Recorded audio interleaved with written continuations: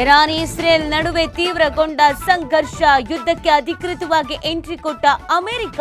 Iran 3 ಪರಮಾಣು ನೆಲೆಗಳ ಮೇಲೆ ದಾಳಿ. ಇರಾನ್ ಪರಮಾಣು ಸ್ಥಾವರಕ್ಕೆ ಇಸ್ರೇಲ್ ಬಾಂಬ್. 50 ಯುದ್ಧ ವಿಮಾನಗಳನ್ನ ಬಳಸಿ ಭಾರೀ ದಾಳಿ. ಇಸ್ರೇಲಿಗರ ನರಮೇಧ ರುವಾರಿಯು ಬಲಿ. ಇರಾನ್ ಸರ್ವೋಚ್ಚ ನಾಯಕನಿಗೆ ಹತ್ಯೆಯ ಭೀತಿ. ಉತ್ತರಾಧಿಕಾರಿ ಪಟ್ಟಕ್ಕೆ 3ರನ್ನ ಸೂಚಿಸಿದ ಖಮೇನಿ. ಇಸ್ರಾಯೇಲ್ನಿಂದ ತೀವ್ರ ದಾಳಿ ಬೆನ್ನಲ್ಲೇ ಘೋಷಣೆ. ಬಿಆರ್ ಪಾಟೀಲ್ ಲಂಚ ಹೇಳಿಕೆಗೆ ಸರ್ಕಾರದಲ್ಲೇ ಆಕ್ರೋಶ. ಕೇವಲ ಆರೋಪ ಬೇಡ, ದಾಖಲೆ ನೀಡಿ ಮಾತಾಡಿ. ಪಾರದರ್ಶಕ ಆಯ್ಕೆಯಲ್ಲಿ ಲಂಚ ಹೇಗೆ ಸಾಧ್ಯ ಎಂದು ಸಚಿವರ ಕಿಡಿ. ಟ್ರಂಪ್ಗೆ ಶಾಂತಿ ನೊಬೆಲ್ ಪರ ಪಾಕ್ ಶಿಫಾರಸು. ಯುದ್ಧ ನಿಲ್ಲಿಸಿದ್ದು ಪ್ರಶಸ್ತಿಗೆ ಅರ್ಹ ಎಂದು ಘೋಷಣೆ.